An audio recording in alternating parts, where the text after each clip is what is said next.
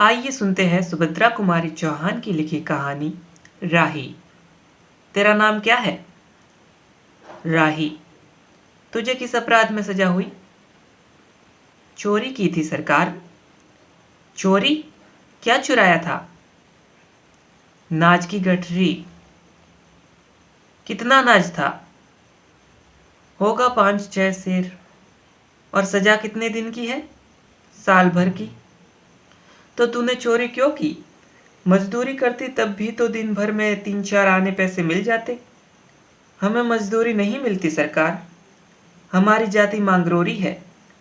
हम केवल मांगते खाते हैं। और भीख न मिले तो फिर चोरी करते हैं। उस दिन घर में खाने को नहीं था। बच्चे भूख से तड़प रहे थे। बाजार में बहुत देर तक मांगा। बोझा ढोने के लिए टोकरा लेकर भी बैठी रही, पर कुछ न मिला। सामने किसी का बच्चा रो रहा था। उसे देखकर मुझे अपने भूखे बच्चों की याद आ गई। वहीं पर किसी की नाज की गठरी रखी हुई थी। उसे लेकर भागी ही थी कि पुलिस वाले ने पकड़ लिया। अनीता ने एक ठंडी सांस ली। बोली, फिर तूने कहा नहीं कि बच्चे भूखे थे इसलिए चोरी की? संभव है इस बात से मजिस्ट्रेट कम सजा देता। हम गरीबों की कोई नहीं सुनता सरकार। बच्चे आए थे कचहरी में। मैंने सब कुछ कहा, पर किसी ने नहीं सुना। राही ने कहा, अब तेरे बच्चे किसके पास है? उनका बाप है? अनीता ने पूछा। राही की आंखों में आंसू आ गए। वह बोली, उनका बाप मर गया सरकार। जेल में उसे मारा था और वही अस्पताल में वह मर गया। अब बच्चों का कोई नहीं है। तो तेरे बच्चों का बाप भी जेल में ही मरा? वह क्यों जेल आया था? अनीता ने प्रश्न किया। उसे तो बिना कसूर के ही पकड़ लिया था सरकार। राही ने कहा, ताड़ी पीने को गया था। 2-4 दोस्त भाई उसके साथ थे। मेरे घर वाले का एक वक्त पुलिस वाले से झगड़ा हो गया था। उसी का बदला उसने लिया। 109 में उसका चालान करके साल भर की सजा दिला दी। वही वह मर गया। अनीता ने एक दीर्घ निश्वास के साथ कहा, अच्छा जा अपना काम कर। राही चली गई। अनीता सत्याग्रह करके जेल आई थी। पहले उसे B क्लास दिया था, फिर उसके घर वालों ने लिखा पढ़ी करके उसे A क्लास दिलवा दिया। अनीता के सामने आज एक प्रश्न था। वह सोच रही थी कि देश की दरिद्रता और निरीह गरीबों के कष्टों को दूर करने का कोई उपाय नहीं है। हम सभी परमात्मा की संतान हैं, एक ही देश के निवासी। कम से कम हम सबको खाने पहनने का समान अधिकार तो है ही। फिर यह क्या बात है कि कुछ लोग तो बहुत आराम से रहते हैं और कुछ लोग पेट के अन्न के लिए चोरी करते हैं। उसके बाद विचारक की अदूरदर्शिता के कारण या सरकारी वकील के चातुर्यपूर्ण जिरह के कारण छोटे छोटे बच्चों की माताएं जेल भेज दी जाती है। उनके बच्चे भूखों मरने के लिए जोड़ दिए जाते हैं। एक और तो यह कैदी है जो जेल आकर सचमुच जेल जीवन के कष्ट उठाती है, और दूसरी ओर है हम लोग जो अपनी देशभक्ति और त्याग का ढिंडोला पीटते हुए जेल आते हैं। हमें आम तौर से दूसरे कैदियों के मुकाबले में अच्छा बर्ताव मिलता है, फिर भी हमें संतोष नहीं होता। हम जेल आकर A और B क्लास के लिए झगड़ते हैं। जेल आकर ही हम कौन सा बड़ा त्याग कर देते हैं? जेल में हमें कौन सा कष्ट रहता है, सिवाय इसके कि हमारे माथे पर नेतृत्व की सील लग जाती है। हम बड़े अभिमान से कहते हैं, यह हमारी 4थी जेल यात्रा है, यह हमारी 5वीं जेल यात्रा है, और अपनी जेल यात्रा के किस्से बार बार सुना सुना कर आत्मगौरव अनुभव करते हैं।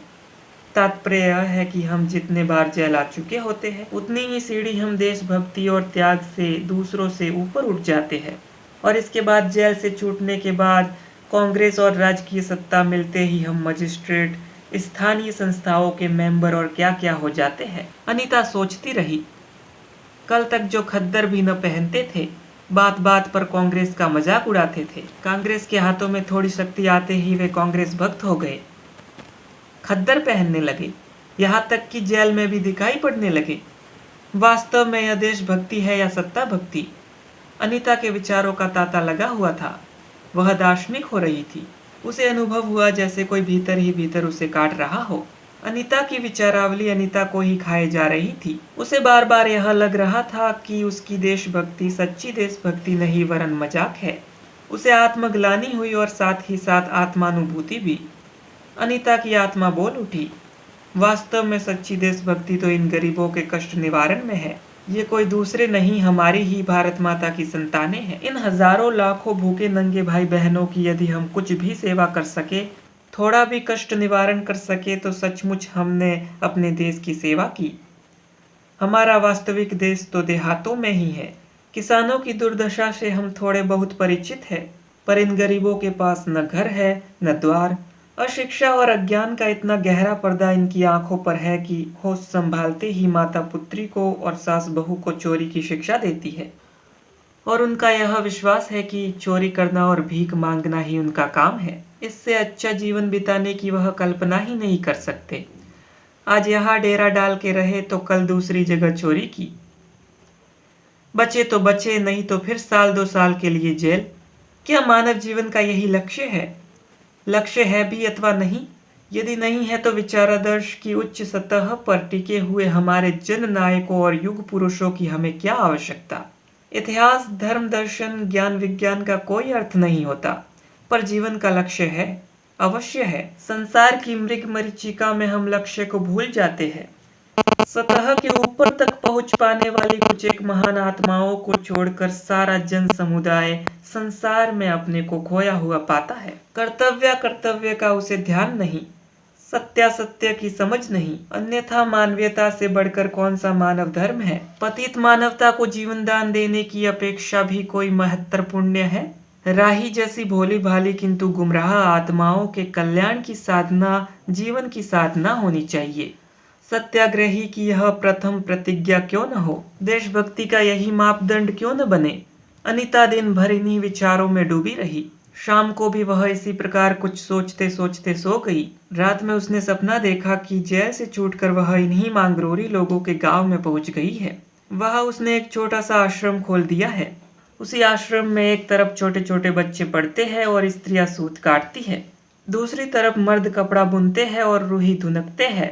शाम को रोज उन्हें धार्मिक पुस्तकें पढ़कर सुनाई जाती है और देश में कहाँ क्या हो रहा है यह सरल भाषा में समझाया जाता है।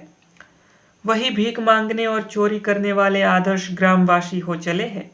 रहने के लिए उन्होंने छोटे छोटे घर बना लिए हैं। राही के अनाथ बच्चों को अनीता अपने साथ रखने लगी है। अनीता यही सुख स्वप्न देख रही थी। रात में वह देर से सोई थी। सुबह 7 बजे तक उसकी नींद न खुल पाई। अचानक स्त्री जेलर ने आकर उसे जगा दिया और बोली, आप घर जाने के लिए तैयार हो जाइए, आपके पिता बीमार है। आप बिना शर्त के छोड़ी जा रही है। अनीता अपने स्वप्न को सच्चाई में परिवर्तित करने की एक मधुर कल्पना ले घर चली गई। तो अभी आप सुन रहे थे लेखिका सुभद्रा कुमारी चौहान की लिखी कहानी राही। धन्यवाद।